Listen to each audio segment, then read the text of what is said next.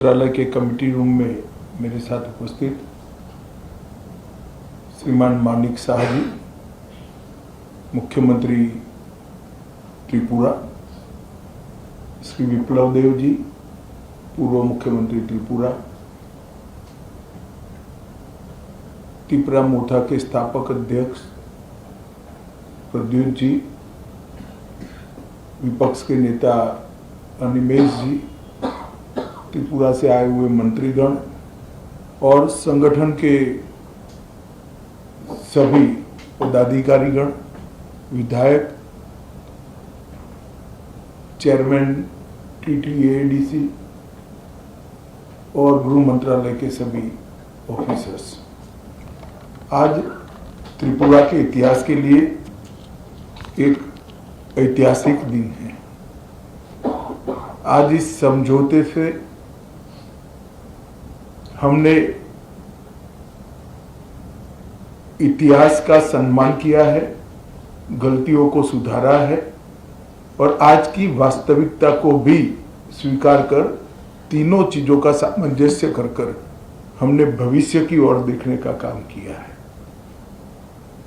इतिहास जो है उसको कोई बदल नहीं सकता, मगर उसमें जो गलतियां हुई है इसको सीख कर आज की वास्तविकताओं को नजर में रखकर हम आगे जरूर बढ़ सकते हैं। और मुझे आनंद है कि त्रिपुरा मोथा ने, सभी ट्राइबल पार्टियों ने और सभी ऑर्गेनाइजेशन ने इसके लिए बहुत कंस्ट्रक्टिव रोल लिया है।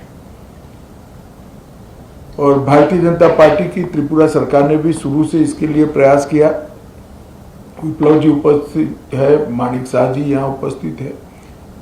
मानिक शाह जी ने भी बड़े इंटरेस्ट से बारीकियों में इसको स्टडी कर अंजाम तक पहुंचाने में बड़ी अच्छी भूमिका अदा की है।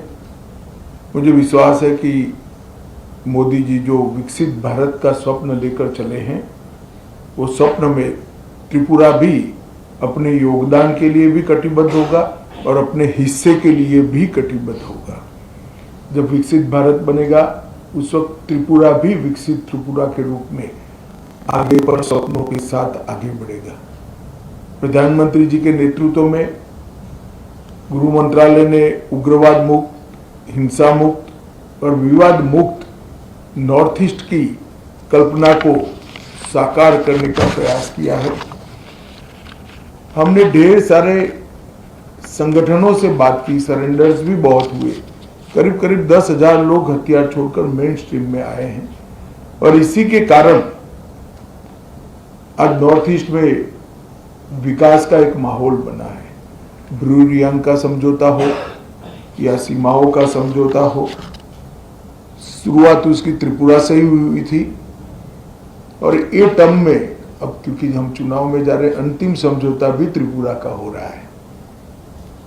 2019 में NLFT SD के साथ समझौता हुआ था, 20 में ब्रू समझौता हुआ, 20 में बोडो समझौता हुआ, 21 में कार्बी समझौता हुआ, 22 में आदिवासी समझौता हुआ, 22 में असम मेघालय अंतर्राज्यीय सीमा का समझौता हुआ, 23 में असम अरुणाचल अंतर्राज्यीय सीमा का समझौता हुआ, 2023 में दिमासा शांति समझौता हुआ,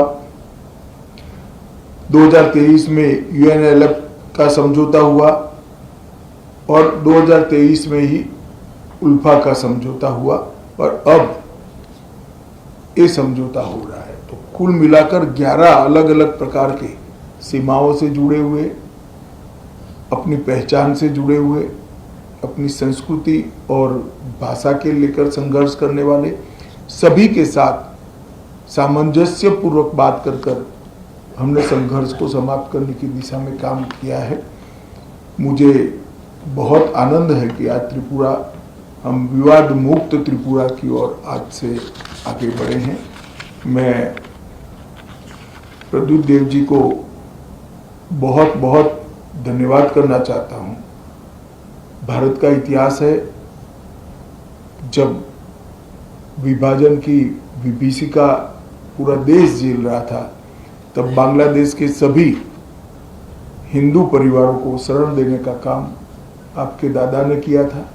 महात्मा गांधी की अपील को उन्होंने सम्मान किया था, मगर बाद में कुछ ऐसी बातें हुई कि मतभेद भी हुए, थोड़े संघर्ष भी हुए। आज सभी लोग एक साथ मिलकर आगे बढ़ने का निर्णय कर आगे बढ़ रहे हैं। उस वक्त मैं इतना विश्वास दिलाना चाहता हूं कि आपके अधिकारों के लिए आपको कभी अब संघर्ष नहीं करना पड़ेगा।